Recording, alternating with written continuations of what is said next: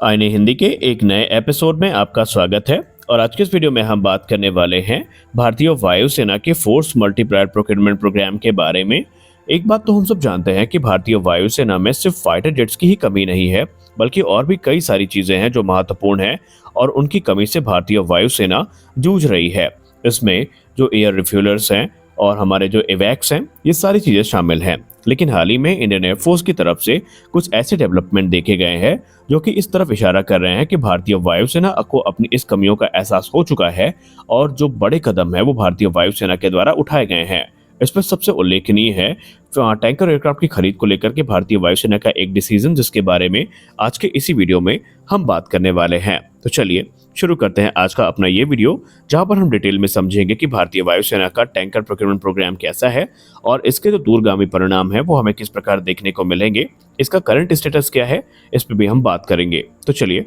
शुरू करते हैं आज का अपना ये वीडियो।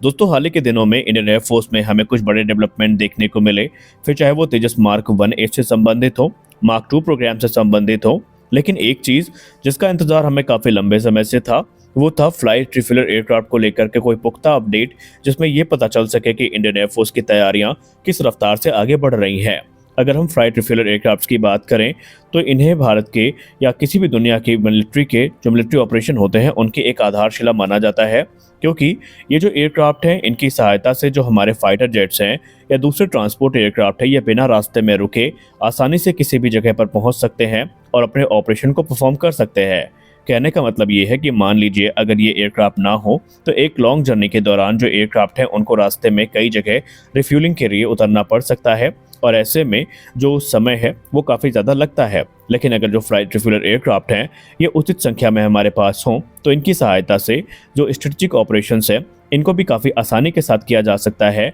और इसमें जो समय है वो भी काफ़ी कम लगता है। और इसका सबसे बड़ा बेनिफिट फाइटर जेट्स को मिलता है, क्योंकि अगर हमारे पास रिफ्यूलिंग एयरक्राफ्ट होंगे तो जो फाइटर एयरक्राफ्ट है वो एडिशनल पेलोड को कैरी कर सकते हैं और उन्हें कोई भी जो ड्रॉप टैंक है या एडिशनल ड्रॉप टैंक है वो कैरी करने की ज़रूरत नहीं होगी। और इसीलिए एयरफोर्स में ये जो एयरक्राफ्ट है इनको बहुत महत्व दिया जाता है और अब भारतीय वायुसेना भी इसी क्षेत्र में एक बड़ा कदम उठा रही है।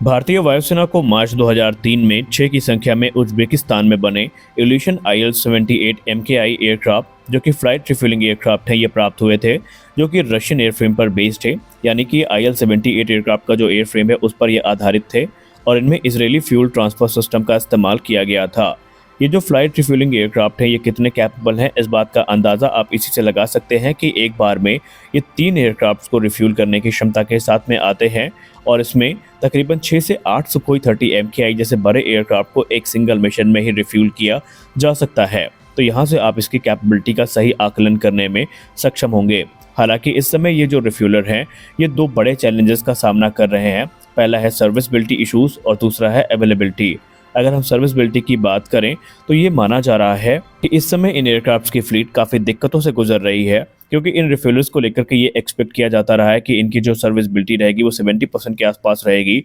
लेकिन ये 50% से भी कम है। और ये जो चैलेंजेस हैं ये काफ़ी ज़्यादा बढ़ते जा रहे हैं, क्योंकि स्पेयर्स, मेंटेनेंस और दूसरे जो ओरिजिनल इक्विपमेंट मैन्युफैक्चरर्स हैं इनकी वजह से जो प्रॉब्लम्स हैं वो लगातार एयरफोर्स को फेस करनी पड़ रही हैं। और यही कारण है कि इनकी जो अवेलेबिलिटी है वो भी काफ़ी ज़्यादा कम हुई है और इसने भारतीय वायुसेना को फोर्स किया है कि भारतीय वायुसेना जो दूसरे ऑप्शंस हैं उनके तरफ भी नज़र डालें, वरना आने वाले निकट भविष्य में भारतीय वायुसेना के लिए जो मिड एयर रिफ्यूलर्स की समस्या है वो और भी ज़्यादा गहरा सकती है। भारतीय वायुसेना IL-78 एयरक्राफ्ट की जो सर्विसबिलिटी इश्यूज हैं इनसे परेशान होकर के और टू फ्रंट वॉर की स्थिति को देखते हुए जो एडिशनल एयरक्राफ्ट हैं इनकी खरीद की तरफ अब गंभीर हो चुकी है और इस समय भारतीय वायुसेना को टू फ्रंट वॉर की स्थिति को देखते हुए तकरीबन एडिशनल 6 मिड एयर रिफ्यूलर्स की ज़रूरत है और इस क्षेत्र में कुछ बड़े निर्णय अब इंडियन एयरफोर्स के द्वारा लिए जा रहे हैं। खैर, इस पे जो प्रयास है वो शुरू हुआ है मुख्यतः जनवरी 2018 से, जब इंडियन एयरफोर्स के द्वारा एक जो रिक्वेस्ट फॉर इन्फॉर्मेशन है वो इशू करी गई थी और उस दौरान जो कॉम्पिटिटर्स थे इस पूरे रिक्वायरमेंट में वो थे IL-78, एयरबस का A330 multi role tanker transport aircraft, Boeing का KC-46 पैगासस और बोइंग का ही 767-300ER, जो कि एक multi mission tanker transport aircraft है। लेकिन अगर हम 30 अगस्त की एक लेटेस्ट रिपोर्ट की बात माने जो कि इंडियन एक्सप्रेस में पब्लिश करी गई है, तो उसमें ये कहा जा रहा है कि इंडियन एयरफोर्स एक बार फिर से इस प्रोक्योरमेंट प्रोसेस को रिवाइव करने वाली है, जहां पर 6 की संख्या में जो मिड एयर रिफ्यूलर्स हैं वो खरीदे जाएंगे। हालांकि इसके पहले भी जो 2 अटेम्प्ट हैं इंडियन एयरफोर्स के द्वारा टैंकर्स एयरक्राफ्ट की खरीद की, वो फेल हो चुके हैं, और जो थर्ड अटेम्प्ट है 2018 के बाद ये इस समय चल रहा है। अगर हम 2 अटेम्प्ट्स की बात करें तो जो 2 टेंडर प्रोसेस थे वो प्राइसिंग डिस्प्यूट के चलते कैंसिल करने पड़े थे, लेकिन अब ये माना जा रहा है कि भारतीय वायुसेना सकारात्मक तौर से इस प्रोग्राम पे आगे बढ़ रही है। रिपोर्ट्स की बात माने तो इंडियन एयरफोर्स इस समय 6 की संख्या में जो प्री ओन्ड एयरक्राफ्ट हैं इनको खरीदने की तरफ विचार कर रही है, ताकि आगे चल के इन्हें टैंकर्स में मॉडिफाई किया जा सके और ये इंडियन एयरफोर्स की जो रिक्वायरमेंट है रिफ्यूलर्स की उसको पूरा कर सके, और ये आने वाले 20 से 25 वर्षों तक, या एक्सटेंडेड लाइफ की बात करें तो 25 से 30 वर्षों तक इंडियन एयरफोर्स की सर्विस में रहेंगे। और इन एयरक्राफ्ट को लेकर के जो रिक्वेस्ट फॉर प्रपोजल है वो आने वाले 6 से 7 महीनों में जो है वो फ्लोट की जाएगी, जहां पर बिड्स को इनवाइट किया जाएगा और उसके बाद जो आगे का प्रोसेस है ये भारतीय वायुसेना के द्वारा शुरू किया जाएगा।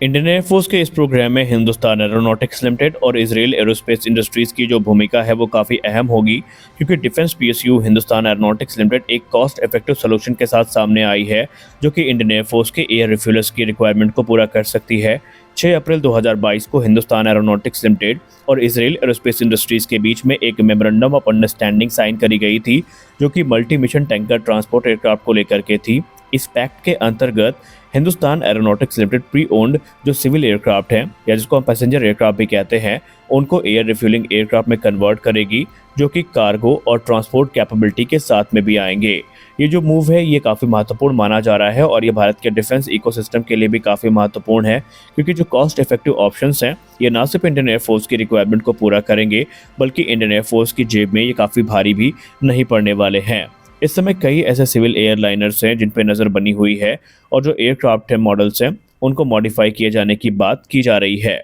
इस समय हिंदुस्तान एरोनॉटिक्स लिमिटेड तकरीबन 6 की संख्या में बोइंग के 767 एयरक्राफ्ट की खरीद पर टिकी हुई है, विचार कर रही है इस बारे में, ताकि उन्हें आगे चल के जो मिलिट्री एयरक्राफ्ट हैं उनमें कन्वर्ट किया जाए, जो कि रिफ्यूलिंग और ट्रांसपोर्टेशन के काम में आ सके, और बाकायदा इसके लिए जो ग्लोबल टेंडर है ये इशू किया जाएगा, जहां पर सेकेंड हैंड बोइंग 767 एयरक्राफ्ट खरीदे जाएंगे मार्केट से। और ये जो ओवरऑल प्रोसेस है इसमें अभी तकरीबन 3 से 4 वर्षों का जो समय है वो लग सकता है। आपने बहुचर्चित एयर रिफ्यूलर जो कि बोइंग का KC-46 पेगासस है, इसका नाम ज़रूर सुना होगा, और आपको जान के ताज्जुब होगा कि ये जो एरियल रिफ्यूलिंग एयरक्राफ्ट है या मिलिट्री ट्रांसपोर्ट एयरक्राफ्ट है, ये भी बोइंग के 767 प्लेटफॉर्म पर ही बेस्ड है। इसकी जो फ्यूल कैरिंग कैपेसिटी है वो 106 टन की है, और इसके अलावा ये 114 जो पर्सनल्स हैं इनको कैरी करने में सक्षम भी है। और इसी प्रकार इस समय हिंदुस्तान एरोनॉटिक्स लिमिटेड भी इन्हीं प्लेटफॉर्म्स पर नज़र बनाए हुए है। वहीं हिंदुस्तान एरोनॉटिक्स लिमिटेड की नज़र सिर्फ बोइंग 767 पे ही नहीं टिकी हुई है, बल्कि एयर इंडिया के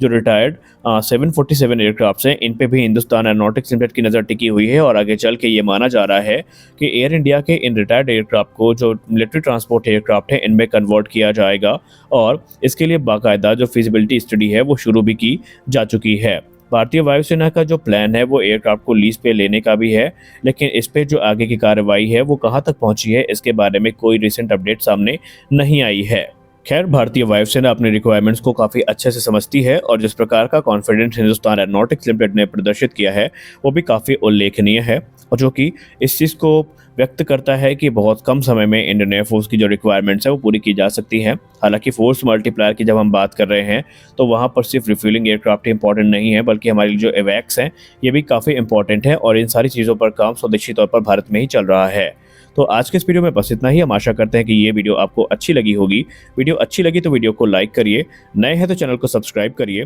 मिलते हैं अगले वीडियो में, तब तक के लिए जय हिंद।